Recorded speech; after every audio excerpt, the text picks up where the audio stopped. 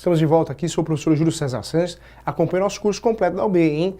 Professores fantásticos aí para te ajudar, sem custo, sem gastar nada. Então, conte conosco para isso, tá bom? O e-mail você já tem, julio.professor.direito@gmail. Vou repetir, hein? julio.professor.direito@gmail.com. Pode mandar um e-mail com dúvidas lá que eu vou te responder. E seja amigo do professor também.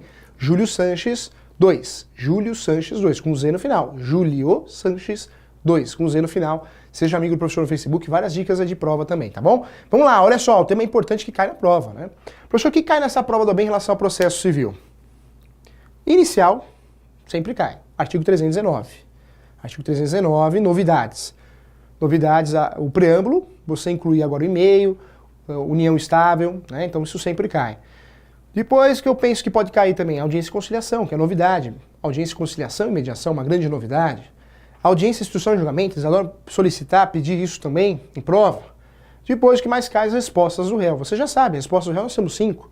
Nós temos a contestação, reconvenção, reconhecimento jurídico do pedido, desmembramento do polo ativo e a revelia. O que pode cair mais, professor? Tutelas provisórias. Tutelas provisórias eu tenho duas. Tenho a tutela de urgência e a tutela de evidência. Tutela de urgência é aquela que eu preciso salvar o meu cliente, algo muito urgente, ou eu protejo o pedido, proteção, medida cautelar. Ou o próprio pedido eu peço a antecipação dele, medida antecipada ou tutela antecipada. Então, antecipação e tutela, vários nomes que é a mesma coisa. E aí aparecem também os procedimentos que a gente falou também. Mas recurso sempre cai, nós vamos ter duas questões de recurso. Quando eu falo de recurso, o estudo novo CPC começa ali no artigo, vamos juntos aqui, ó, a partir de 994. Então, tudo que é recurso que cai na nossa prova, a partir de 994. Então, o novo CPC, em relação aos recursos, aparece a partir do 994. Quando eu falo de recurso também, nós temos dois recursos importantíssimos na primeira fase e na segunda. O primeiro recurso que cai muito é o recurso de apelação. O recurso de apelação é o recurso contra decisões definitivas, ou seja, a sentença. Cabe esse recurso, recurso de apelação. Professor, onde eu acho esse recurso? No 1009, olha só, vamos confirmar aqui, 1009, isso aí. Então, recurso de apelação cabe de sentenças, olha só. Professor, então quando cabe o recurso de apelação? Da sentença cabe apelação.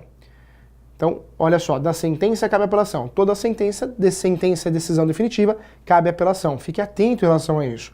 A apelação, nós temos a peça de interposição, e todo o recurso, na verdade, né? A peça de interposição e as razões, ou seja, o próprio recurso. A interposição, o convite que você manda para o juiz que decidiu para que ele suba o recurso ao grau superior, tá bom? Então, olha que interessante. Outro recurso importante que cai é o agravo de instrumento. E esse agravo de instrumento você vai achar ele no 1015. Faça uma leitura. Eu peço a você que está fazendo um curso aqui na CBEL, faça uma leitura do 1009, que é a apelação, e do 1015, que é o agravo de instrumento. O agravo de instrumento não cabe contra decisões definitivas. O 1015, que é o agravo de instrumento, ele cabe das decisões interlocutórias, ou seja, decisões provisórias. As tutelas provisórias cabe agravo de instrumento. Então fique atento. Professor, quando que eu uso um ou outro? Então, fácil demais. Você já sabe que um está no 1009 e outro no 1015. Apelação, decisão definitiva. Recurso de apelação, decisão provisória. Não tem como errar, não dá mais para confundir. São recursos importantíssimos. Quero falar para você que no passado nós tínhamos recurso de 10 dias e de 15 dias. Hoje, não. Todo recurso é 15 dias. Então, não temos mais o prazo de 10 dias para o agravo. O agravo hoje também tem um prazo de 15 dias, tá? Então, os recursos foram unificados. Nós temos uma exceção que é o embargo de declaração. O embargo de declaração, que é estudado entre recursos, existe uma briga, a gente fala que é recurso, a gente fala que não é. O embargo de declaração nada mais é que um recurso, né? De meio diferente, um recurso que não tem cara de recurso, mas esse recurso que é estudado dentro de recurso, o prazo dele é 5 dias, tá? 5 dias em embargo de declaração. É importante você saber também que esse embargo de declaração sempre cai na nossa prova. Professor, onde eu encontro o embargo de declaração? Então, ó, apelação, 1009. Agravo de instrumento, 1015. Olha que interessante, ó. Aí, o embargo de declaração, 1022. Então, 1022 é o embargo de declaração. Esse embargo de declaração, diferente da apelação, que é contra decisões definitivas, e o prazo de 15 dias, e diferente do agravo de instrumento, que é contra decisões provisórias, prazo também 15 dias, o embargo de declaração ele não é contra a sentença, algo material da sentença. A preocupação do embargo de declaração é que a sentença tem um vício, ela foi mal feita. Então esse embargo de declaração tem o objetivo de corrigir a sentença. Não o mérito da sentença, mas a sentença, o texto da sentença, porque tem vícios. Professor, e o que é considerado vício para o embargo de declaração? Nós temos alguns vícios importantes. Vamos para o primeiro vício aqui, olha só. Esclarecer obscuridade ou eliminar contradição. Então, embargos de declaração cabe quando a sentença é obscura ou contraditória. O que é contraditória? É confusa. Fala A, fala banana e depois fala abacaxi. É abacaxi ou banana? Então, ela é confusa, contraditória. Então, cabe embargo de declaração e obscura porque a informação não está correta. Professor, é muito comum acontecer isso demais. O Poder Judiciário é muito trabalho para os juízes, para os auxiliares da Justiça. Então, realmente, infelizmente, sai muito sentença errada. Ou é copia e cola, ou o estagiário que fez, sempre põe a culpa do estagiário, né? Sempre põe, coitado do estagiário. Então, o professor fez um divórcio outro dia, que eu mencionei na peça inicial, coloquei lá. O casal não possui filhos. E na sentença sai. Os filhos não querem pensão. Que filhos, meu Deus do céu? Não tem filho, né? Professor, o que você fez? Fiz embargo de declaração. Ah, professor, deixa quieto. Não foi procedente? Então, mas a gente não pode deixar quieto na justiça. Porque amanhã ou depois pode prejudicar nosso cliente, né? Aparece lá com filhos, não tem filhos. Vai que aparece alguém e fala, eu sou o filho para receber uma herança. Não pode, né? Tudo tem que ser certinho na justiça. Então acontece. Toda vez que ocorre uma sentença, uma informação mal feita, algo errado na sentença, pronto. Embargo de declaração. Então, ó, esclarecer obscuridade, eliminar a contradição.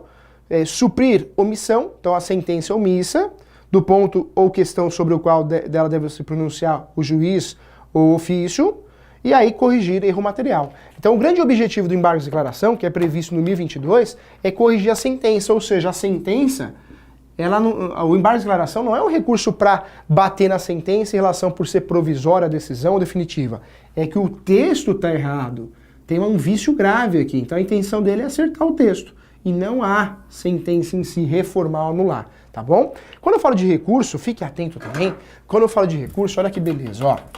Recurso tem prazo, né? Professor, é verdade que tem admissibilidade os recursos? Claro, tem admissibilidade porque o recurso eu não consigo usufruir do recurso fora do prazo. Após o prazo, eu não posso mais recorrer, que é o chamado trânsito em julgado, né? Isso é importante deixar claro. Então vamos lá, ó. Olha que interessante, ó. Quando eu falo de recurso, então nós temos a inicial, bum, bum, bum, bum.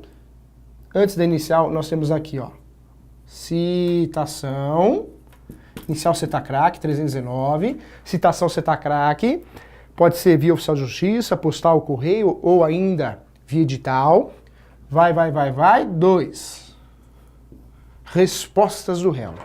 Professor, não sei o que é. Sabe sim, hein? Respostas do réu pode ser contestação, pode ser reconvenção, pode ser, além da reconvenção, pode ser reconhecimento jurídico do pedido, pode ser desmembramento paulativo da ação ou revelia. Pronto, já sabe que é a resposta do réu.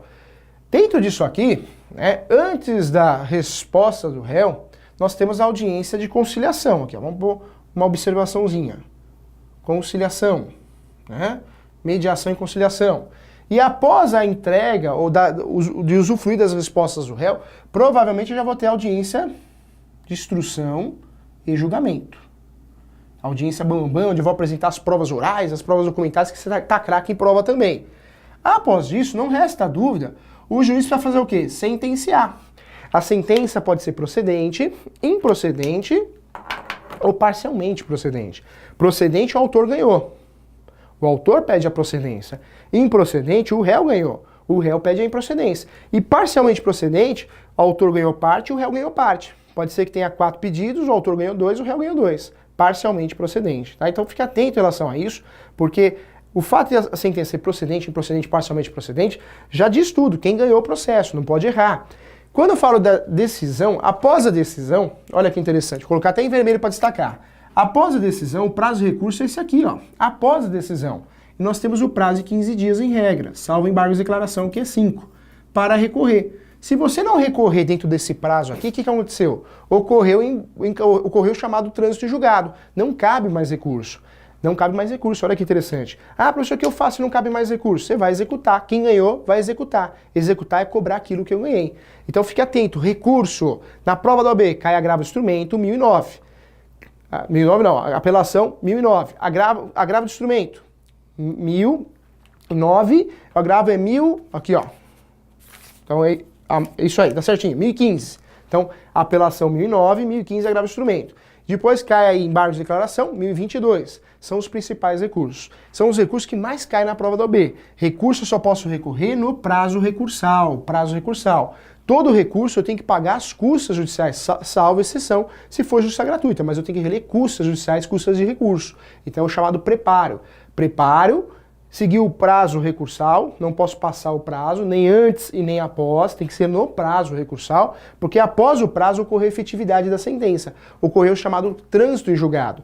E com o trânsito em julgado, não cabe mais recurso, né? Aí entra a execução. Fique atento em relação a isso, em relação ao recurso, tá? A intenção é te ajudar. Recurso, quando eu falo, é dentro desse prazo bonitinho aqui. Esses são os principais recursos. Nós temos o recurso ordinário, extraordinário, que são recursos de terceiro grau, mas merece uma observação no outro bloco, e também esses recursos especiais são recursos que pouco caem. Nós estamos trabalhando com incidência do que cai na prova da OAB, então dificilmente cai esses recursos, tá? Então, os recursos que mais caem, a noção geral, é o recurso de apelação, de agravo de instrumento e embargo de declaração. E você vai dar uma lidinha com muito carinho e você vai ter sucesso nessa parte de recurso e vamos acertar essas questões. Eu espero você em outro bloco, em outro momento, tá bom?